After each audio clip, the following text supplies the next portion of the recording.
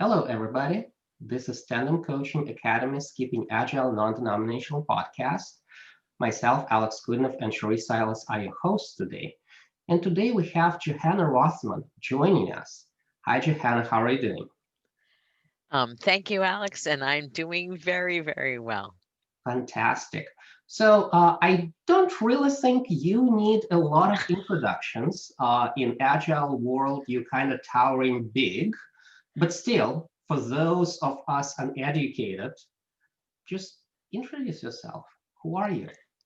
So I people often refer to me as the pragmatic manager because my newsletter is has that same name.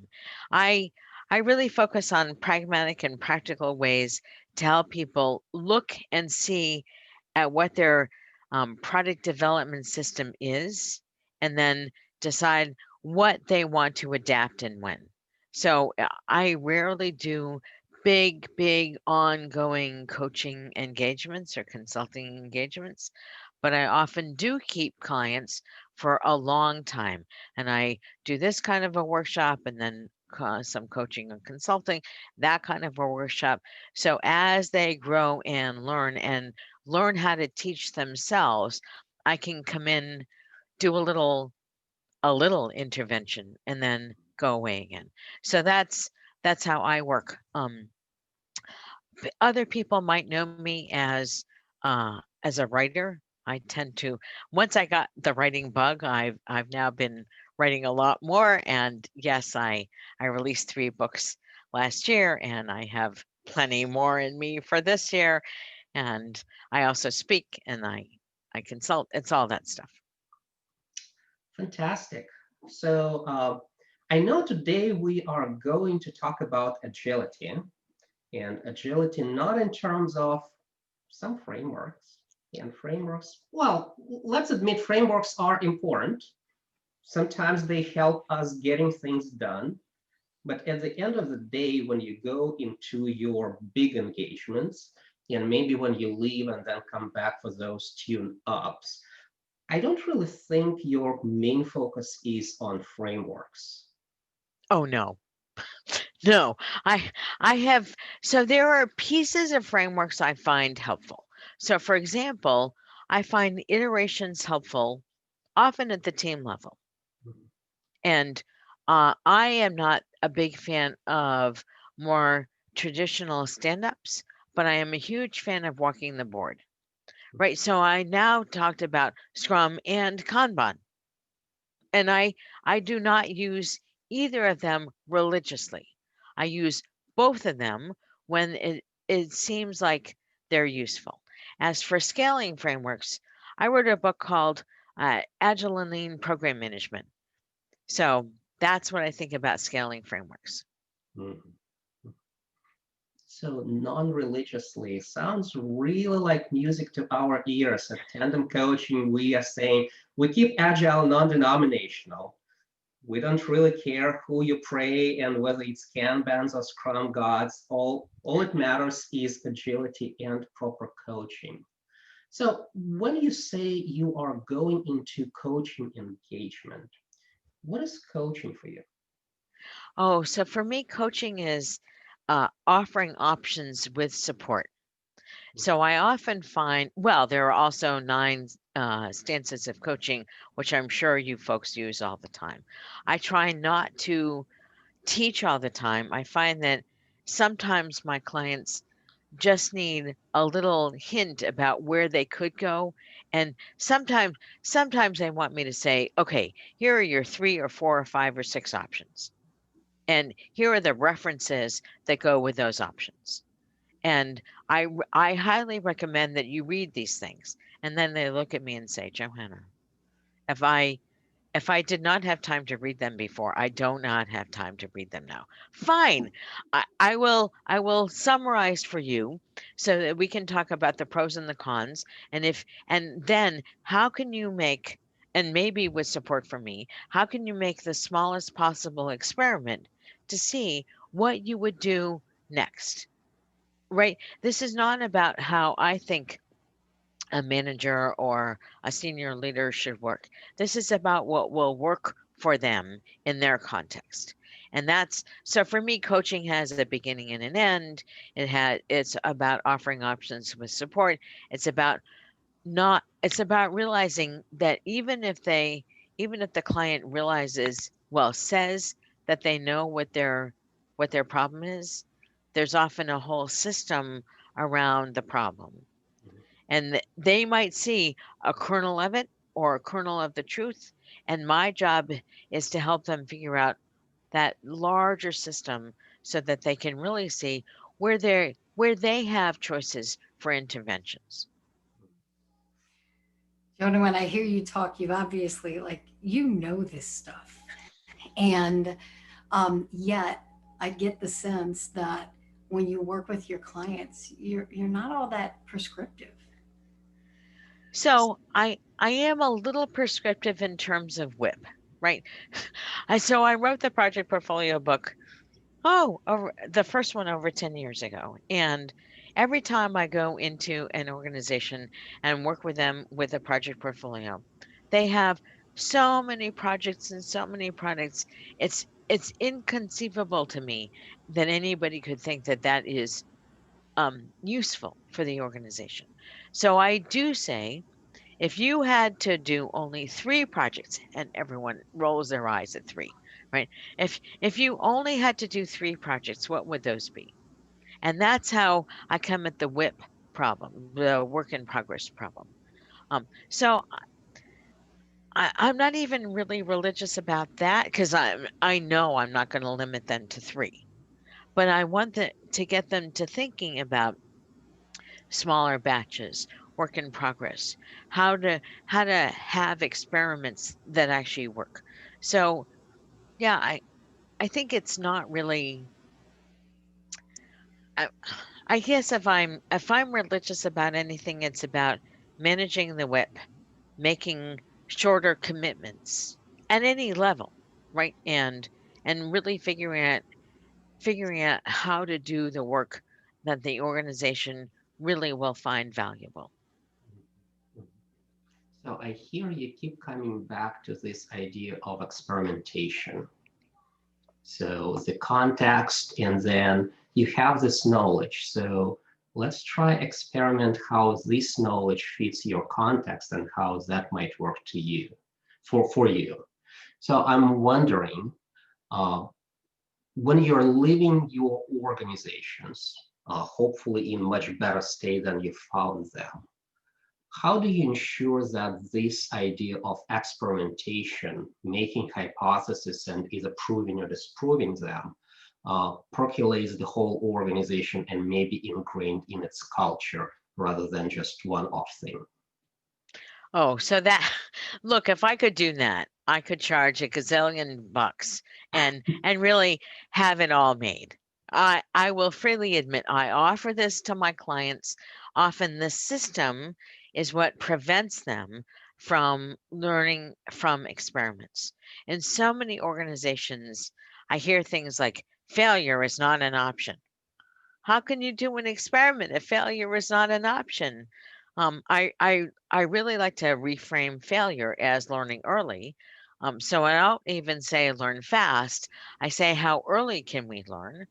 What's the smallest thing we could do to learn?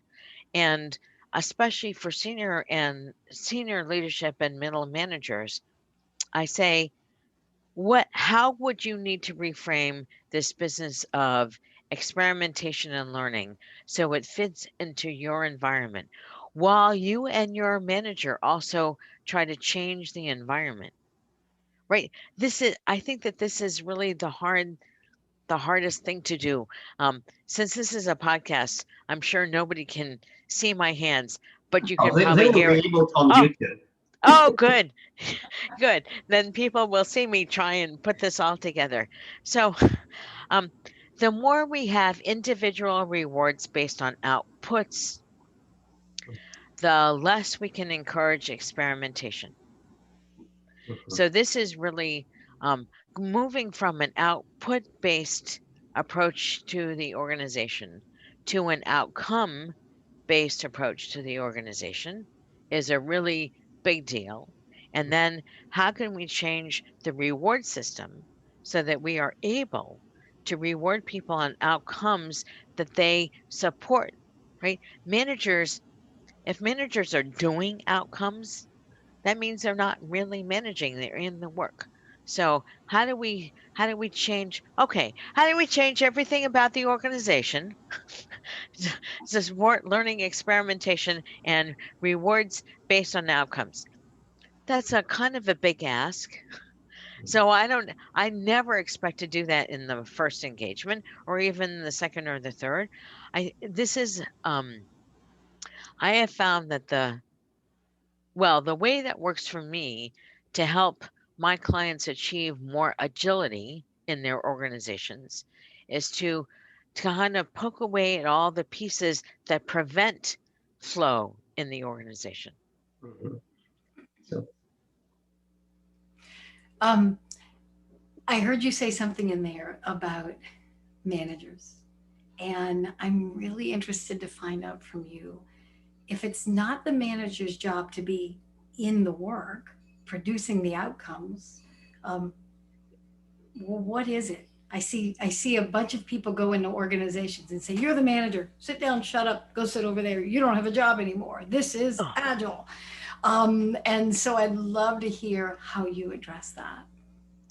so I think managers have a hugely important job.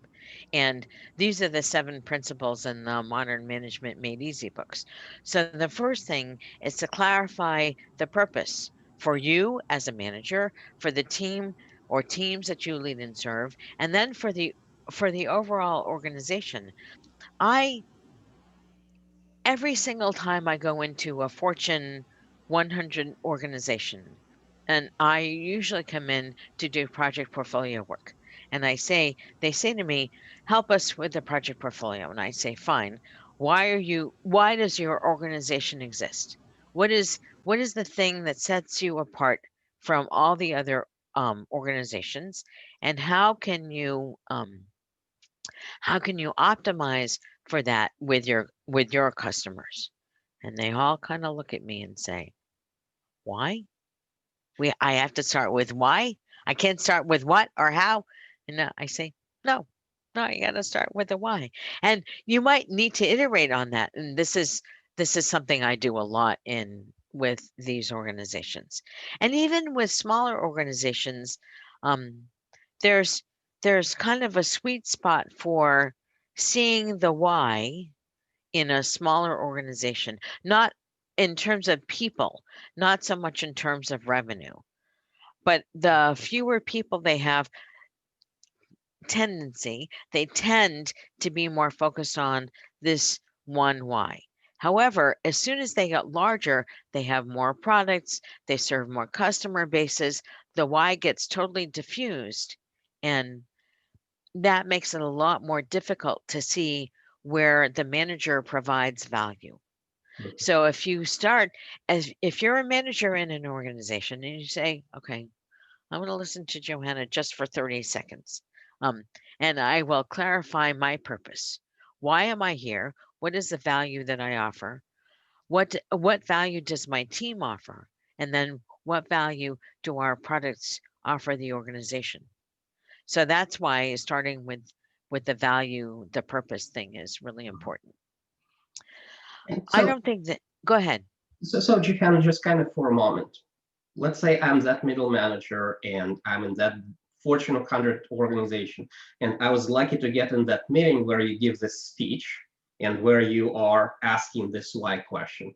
Okay, I'm very clear on the purpose of organization. Let's say we did this job, and my hour is over, and I'm going back to my desk, and I still need to deliver stuff, and I still have deadlines, and I still have bugs in production. So, yeah, useful, but how does it serve me? That's where you go to seeking outcomes and optimizing for that overarching goal. Once you know the why, now you can talk about the outcomes and the overarching goal. So that if people look, I have shiny object syndrome also.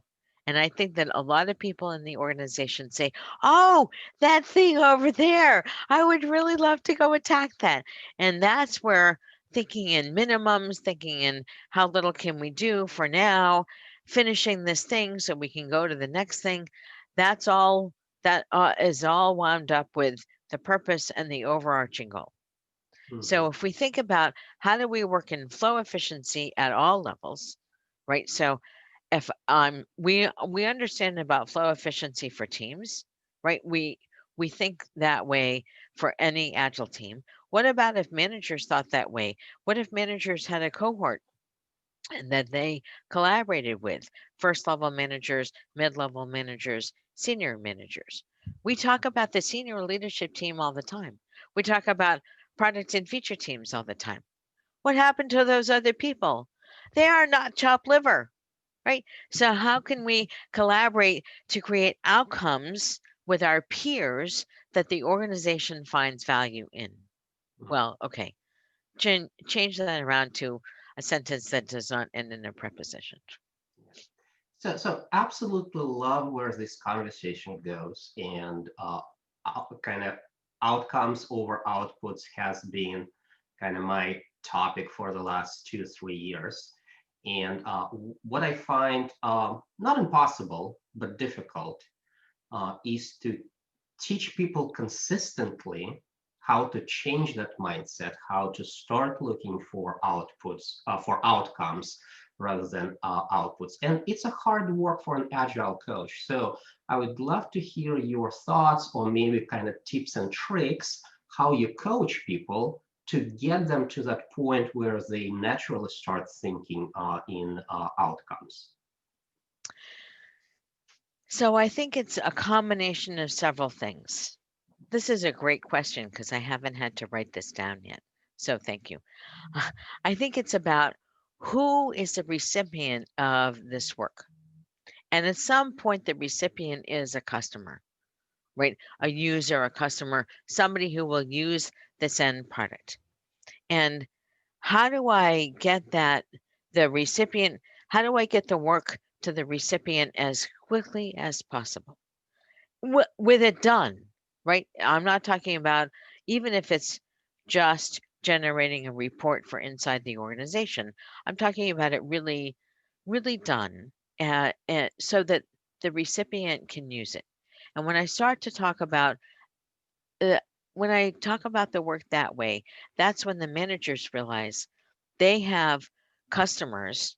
I should say customers in quotes that across the organization that other people need information that they have. They might need some work that only the manager can provide.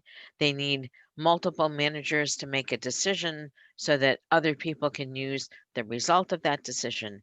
And when we start talking about that, it makes a lot less sense to think about, oh, I was in 14 meetings this week. And instead, start to talk about how many delays did I incur because I was not able to make a decision about this particular question this week. So managers often make decisions that other people need.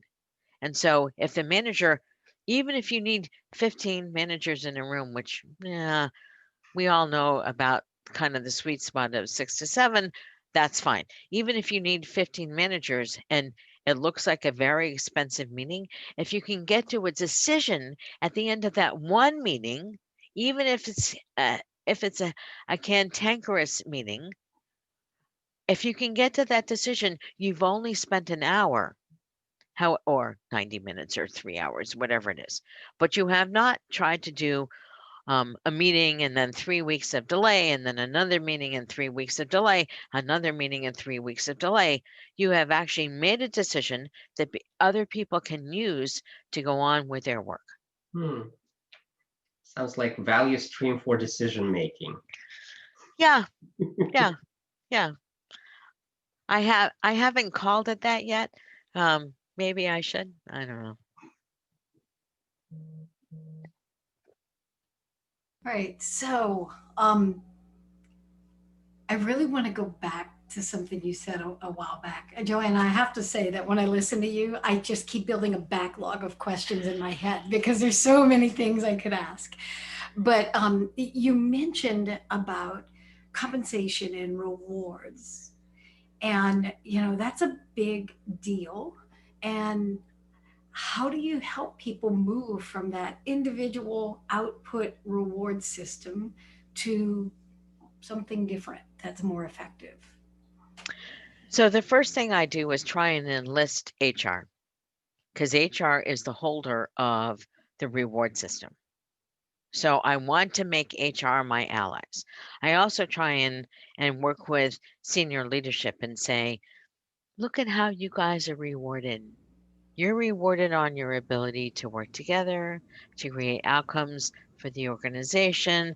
You have some delayed compensation and some immediate compensation, and your delayed compensation is often based on your ability to make the organization better. Now we can talk about whether or not stock is the right way to do that. There are very specific things I am not in favor of. However, if you look at a senior leadership team, they often have much more of a team-based reward system. And then we come down to individual people who are supposed to have outputs of, yeah, you checked in code this week or you worked on that project or anything else that's just totally output based. And then the poor managers in the middle have often I'm just going to say it, a random kind of compensation. It's not based on their ability to um, to support and coach other people, to raise the entire level of the organization. It's not based on them working across the organization with their peers. It's kind of, uh, in my experience, it's kind of random. So, what I don't think we can move from totally individual based compensation to totally team based compensation. I'm not even sure that that's a good move. However, if we want people to work as collaborative teams, why wouldn't we base some of their compensation on their ability to work as a collaborative team? I mean, call me silly. I just think you should reward what you want. And I freely admit I did not get into software because I was such a great collaborator. Right? I have the gray hair to prove how old I've been in this industry, and I had one team project my senior year of college. It was such a disaster. I thought I don't even want to go into software. But luckily, I read The Psychology of Computer Programming by Jerry Weinberg, and I thought, oh, yeah, if I could get rid of my ego, maybe other people would get rid of theirs. Yeah, maybe not. Um, However, once I started to work, I realized, yeah, this is all team-based learning. Even back in those literally waterfall days, because we had to work that way. There were a variety of reasons. This was a government contract, but it was so important that I learned how to work with people, and I think that if we said to people, part of your compensation is how well you work with others, how well you support and lead others, how well you coach other people who are your peers so that they learn what you know. I think I think we would have really different environments in the organization. I agree. I agree. And so one of the principles in your book is to build the empathy with the people who do the work. I'd love to hear, what does that actually mean to you? So one of the big management fallacies is if the work is easy to explain, it must be easy to do. And this is where we get a lot of pushback from management on how could it possibly take that long to do the thing that I want you to do, right? How could it possibly be? Well, if the managers don't know about the friction in the organization, right? If the managers have said it, so one of my clients several years ago had cross-functional quote development teams. They had developers and testers in cross-functional teams. Call it 25 teams of developers and testers. And these people were great until they had to use any part of the UI for their work. They only had 12 UI people. So, what happened? There was a request into the UI manager who would then assign the next person up to work with a given team, and that person had to be returned to the pool of of UI people. You can see where I'm going with shared services, right? Shared services don't work for any kind of knowledge-based organization. And the next time you needed a UI person, you might get Joe Random as opposed to um, Mary Perfect, right? You could never tell. And then these poor people could not release on their own and had to go to a dev. Literally, they call this a DevOps team. It was a deployment team. So while they were sort of kind of agile in their development and testing, anytime they needed a UI expert, they needed to go out and wait and wait and wait for days or sometimes a couple weeks, and then to release to into the code base, well, release to the customers. That took another 2 or 3 weeks minimum because this central release team was unable to cope with all of the changes that the organization wanted. When I created a picture of this for the middle managers, they said, "It cannot be that hard. It just can't be that way." I said, "I talked to some people, right? Here are the people I talked to. Do you want to go check with them? Maybe I only got a subset of the organization. I could be totally wrong." And I have found, and I suspect that Sherry and Ella and Alex, you have found this too. When you don't say I'm right and you're wrong, right? When you say I could be wrong, people are much more likely to believe you, right? So this is also a piece of extending empathy, and this is to the managers who had no idea they created this situation. So once they realized that my drawing was actually the best possible outcome and not the worst, with all the delays, that's when they said, "We have got to change how we work." So that was that business of extending empathy and not believing what people say to you, right? Understanding that you might have a different perspective on what they actually think is happening, and saying, "I could be wrong." And it's interesting. So I want to kind of build a little bridge from building empathy with whoever, with your reports, with your peers, with your peer groups, and all that, to something that was in my mind for quite some time. And I keep telling people that, look, we're all busy. Everybody's overwhelmed. Like every client I take on, one of the first thing I hear, I have no time. I'm overwhelmed. And especially when we work from home, we started working longer hours. We got back our commute time and we spend that on work.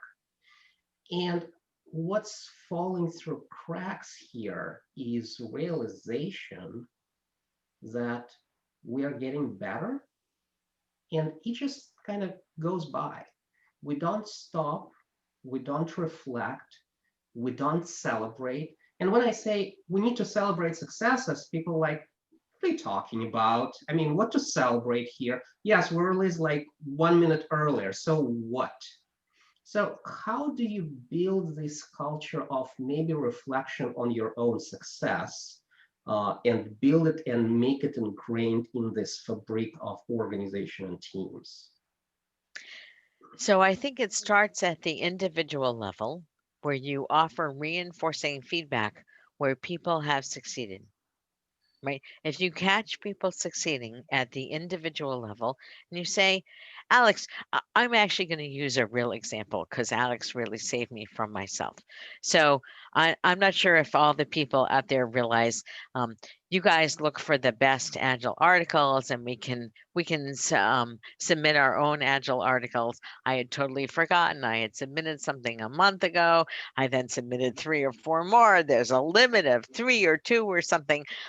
Alex reached out to me and said, how many of these do you want? You only have 3. You have 4 or 5, right? I made one of those stupid mistakes. And then one of the nice things that Alex did for me afterwards is when I said, thank you, I'm sorry. Can we do this over again?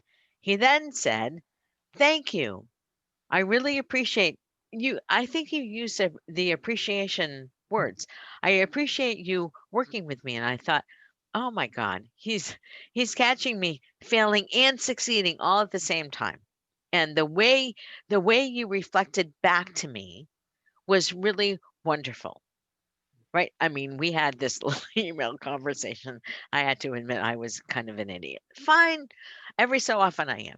So this business of catching people succeeding at the kind of the micro level, catching people succeeding at the team level, catching people succeeding at the organizational level, if we never acknowledge that, boy, we are really missing opportunities to reinforce great behavior and great teamwork and great products. So, I, we used to have ice cream socials at the end of a big release.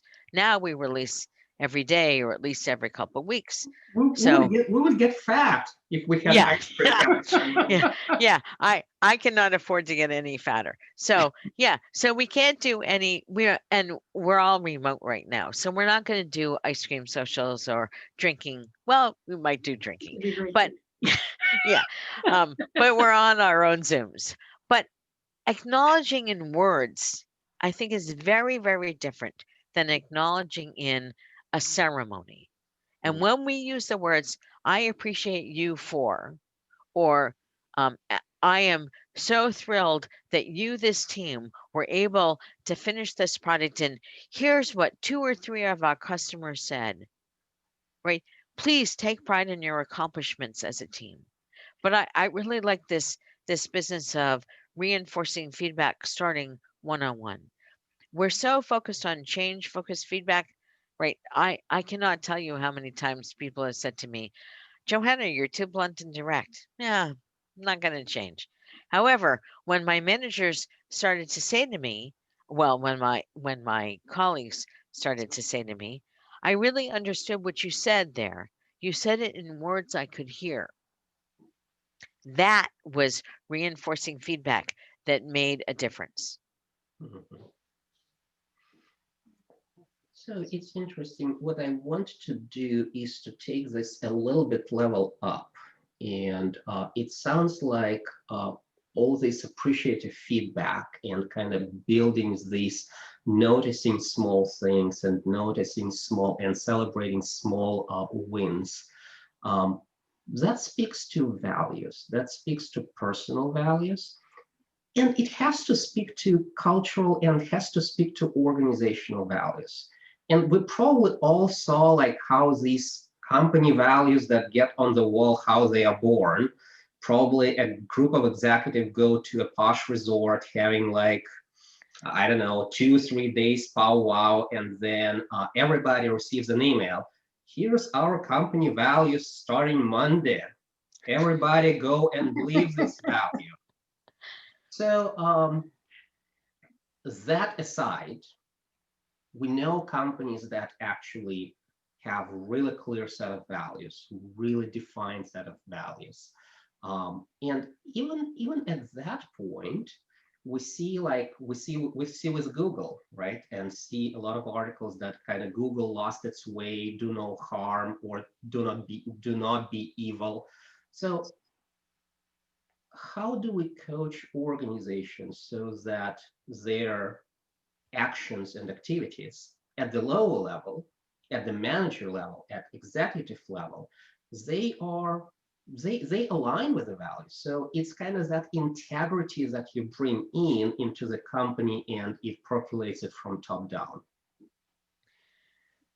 There's a lot there to unpack. So let me first start with personal values and personal integrity. If you have been a manager in any organization, even at the first level, your company or a company in the past has probably asked you to do something that violates your personal integrity. And if you have not been in that position, I'm I'm not sure how you got that lucky. So I have been in that position many times, often where my managers ask me to lie on behalf of the company to a customer, which I think is the worst possible thing you can do, because then you lose all the trust. It takes you forever and ever to get it back. And this is the same with value-based integrity for the people you lead and serve. So I like to think about what are my values? How can I exercise my personal integrity in service of the purpose of the organization, in service of leading and serving the team? And then I like to extend that to, is there anything we could do as a department or as a team, right? Even if it's just one feature team or for one product, how can we serve our customers the best way we know how and serve the people that we work with the best way we know how? For me, that's still about value based integrity. I did have a manager once who thought that he was um, kind of the king of account management. And so I happened to go on vacation. I was I was the project manager and uh, quote lead developer for this 3-person project. There was one other developer and a mechanical engineer. This was a customer in the Detroit area. It was automation for a car manufacturing machine line. Okay, so a very difficult project back in the 80s, and I had the temerity to actually go on my honeymoon and be gone for 10 days. I know, what a mistake. It's I know. terrible. Yeah, terrible thing. So I had left the other software engineer in charge. I had told the client I was leaving. They said, "Have a great time." I said, "Thank you, I will." I told the mechanical engineer and the software guy, "Have a great time. I'm sure I will be thinking of algorithms on my honeymoon." They all laughed at me. It was great. So we were all set. This was not going to be a problem. And then this VP in the organization decided to insert himself into this project. And when I came back, there were lights on the answering machine. This is back in the 80s. We had answering machines, and a message from the software engineer saying, "Please come in. As soon as you get this message, please call me. Please come in. Don't take that other day of vacation and do your laundry." Because I said I was going to come back and do laundry. No, no, please come in. You have to fix this. The customer is all upset. So this this VP had a value. His values were no no possible project can proceed without my involvement.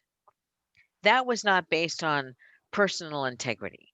That was based on anti-personal integrity, and I managed to salvage that project. It's amazing what you can do in under 2 weeks if you really try and screw it up. So I managed to And just salvage pick that. up a day of laundry. Yeah, yeah. So I managed to salvage that project, and the customer. Luckily, I had built enough trust with the customer that they believed me and not the VP. So because the VP was lying and telling all kinds of horrible things. So I think it's really important to say, what do you do when you're faced with these decisions? Do you go along? And you might need to. right? There have been plenty of times when I have called my husband. This is back when I was inside organizations, and I said, I just came out of a senior management meeting. I might not have a job in 3 hours. Right? I mean, because, but I was not willing to go along to get along. And I think everybody will find their way. What does integrity mean to them? And when do they exercise it? And I hold no judgment, especially on middle managers, because they are in the worst possible position. They probably make enough money that they would really feel and they probably have the health care, right? And if you're listening outside the United States, we still have health care through our employers, which makes leaving a job a very, very challenging decision. So I do not hold judgment on these people. I ask them to think about what makes sense. Now, if you think about value-based integrity in terms of policies for the organization, that's an even easier decision, right?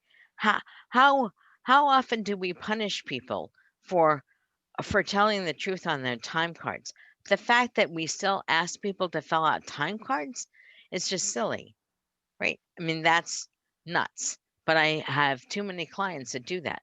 So, can you use your value based integrity to say, we can trust these people to do the work that we ask them to do? I mean, we only employ adults.